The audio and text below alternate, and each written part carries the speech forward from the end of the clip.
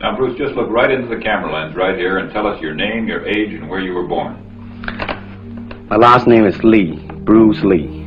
I was born in San Francisco in 1940. I'm 24 right now. And you worked in motion pictures in Hong Kong? Yes, since I was around 6 years old. And when did you leave Hong Kong? 1959, when I was 18. I see. Now look over to me, Bruce, as we talk. I understand you just had a baby boy? Yeah. And you've lost a little sleep over it, have you? 3 nights. And tell the crew what time they shoot the pictures in Hong Kong. Well, it's mostly in the morning because it's kind of noisy in Hong Kong, you know, around 3 million people there. And so every time when they have picture, it's mostly, say, around 12 a.m. to 5 a.m. in the morning. I see. They'd love that there. And you went to college in the United States? Yes. And what did you study? Philosophy. I see.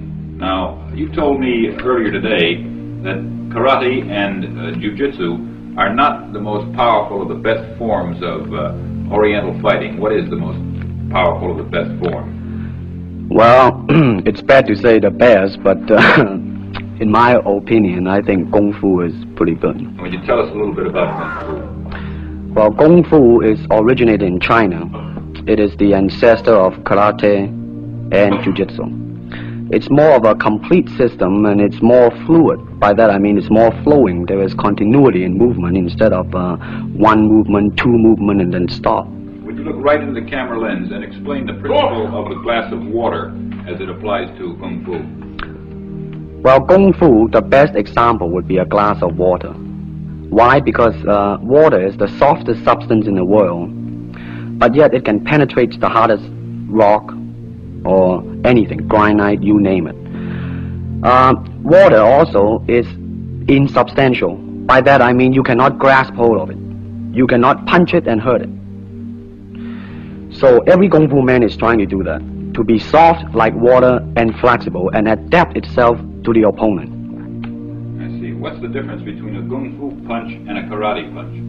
Well, a karate punch is like an iron bar, whang.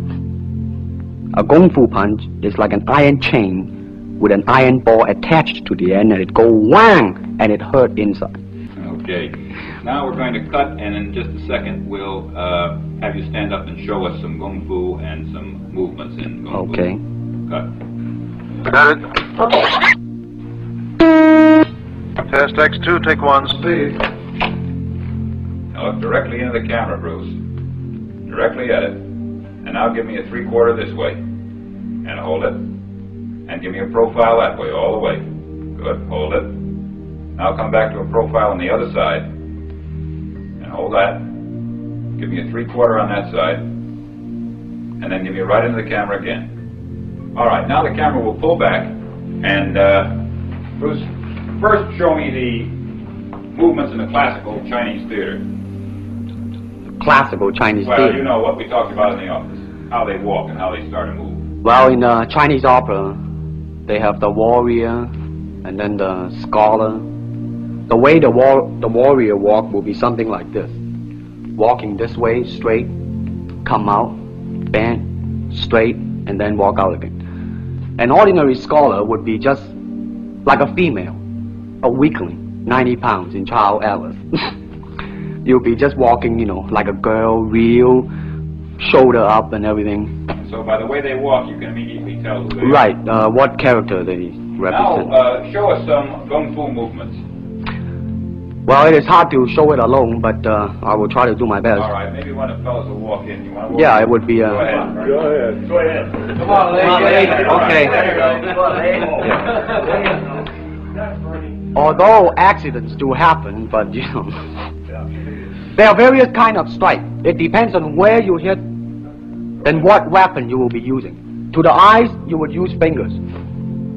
Don't worry.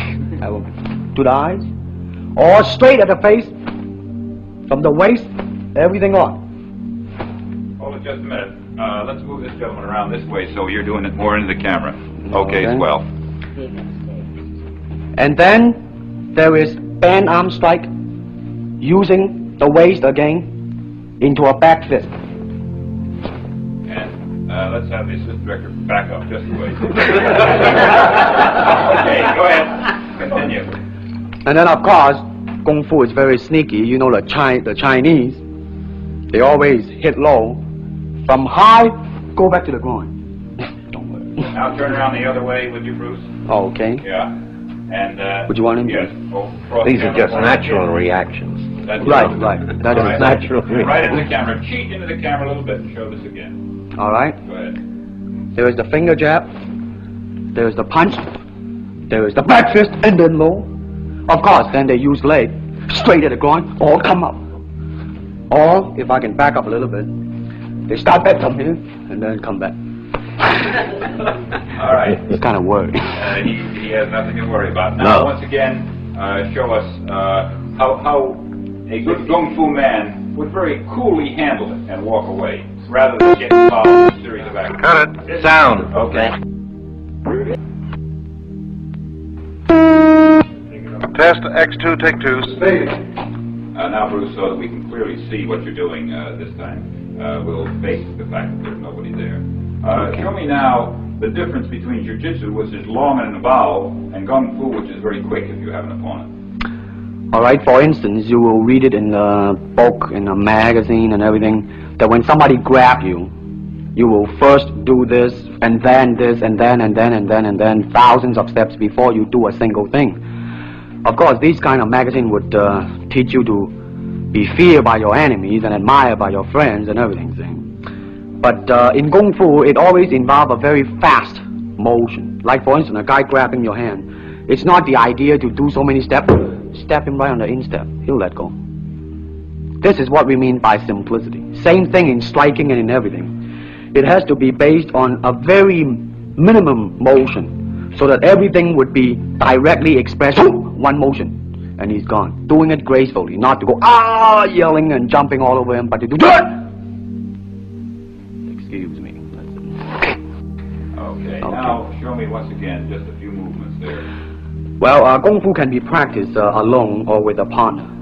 Practicing alone, they involve forms. Some imitate a crane, a monkey, a praying mantis. This is a crane form. Start off.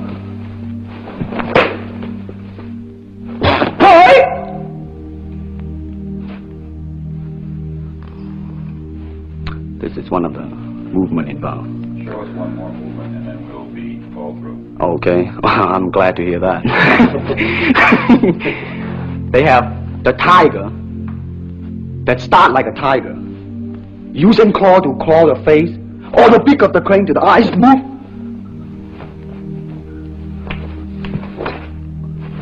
This is some of the movement involved.